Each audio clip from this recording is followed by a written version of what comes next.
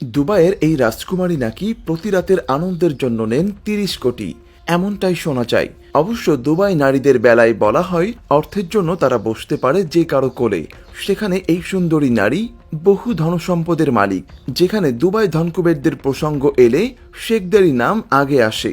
সেখানে এই নারীর বিলাসিতা অনেক শেখদেরকেও ছাড়িয়ে যায়। কে এই দুবাইয়ের ধনকুবের নারী, কি পরিমাণ সম্পদ রয়েছে তার? সংযুক্ত আরব আমিরাতের ভাইস প্রেসিডেন্ট ও প্রধানমন্ত্রী এবং দুবাইয়ের শাসক শেখ মোহাম্মদ বিন রশিদ আল মাকতুম। তার সম্পর্কে কিছুটা হলেও হয়তো অনেকেরই জানা। তারই মেয়ে দুবাই রাজকন্যা শেখা মাহরা। অবশ্য রশিদ আল মাকতুম বেশ কয়েকটি বিয়ে করেছেন।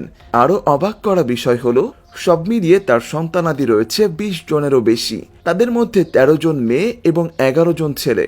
সে অনুযায়ী দুবাইয়ে এখন পর্যন্ত ১১ জন রাজকুমার এবং ১৩ জন রাজকন্যা রয়েছে।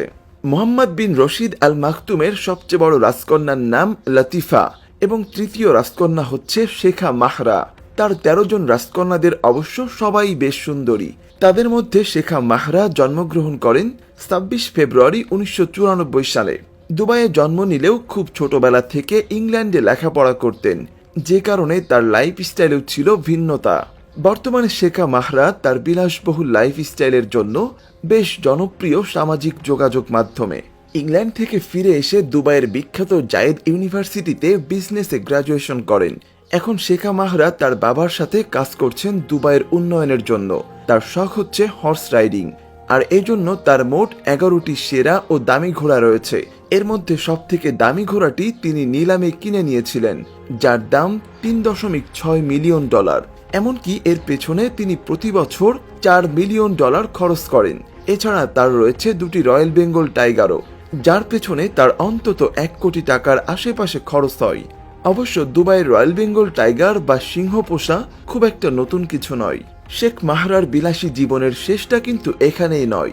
বর্তমান সময়ে দুবাইয়ের অন্যতম বিলাসবহুল ভবন প্রিন্সেস টাওয়ারের নিচতলায় তার জন্য স্পেশাল কমপ্লেক্স করা হয়েছে, যার মূল্য অন্তত $১৩০ মিলিয়ন, যা বাংলাদেশি টাকার অঙ্কে হিসাব করলে দাঁড়ায় প্রায় ৯০০ কোটিরও বেশি। এছাড়া বছর কয়েক আগেই শেষ মাহরার জন্মদিনে তার বাবা ৩৪ কোটি টাকা দিয়ে একটি গাড়ি গিফট করেছিলেন। তবে সেই গিফটের গাড়ি ছাড়া শেখা মাহরার আরো অনেক গাড়ি রয়েছে, যেমন ল্যাম্বরগিনি, ফেরারি, BMW, আরো নানা ব্র্যান্ডের বিলাসবহুল গাড়ি। এগুলোও অবশ্য দুবাইয়ের মতো জায়গায় অতি সাধারণ বিষয়। শেখা মাহরার মোট সম্পদের পরিমাণ কম করে হলেও অন্তত $১ বিলিয়ন মতো।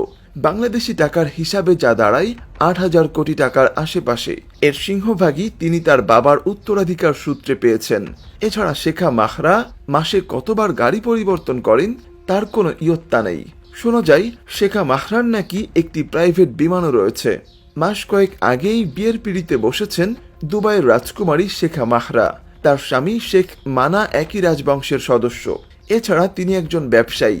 দুবাইয়ে রিয়েল এস্টেট এবং প্রযুক্তি খাতের বেশ কয়েকটি প্রতিষ্ঠানের উদ্যোক্তা তিনি।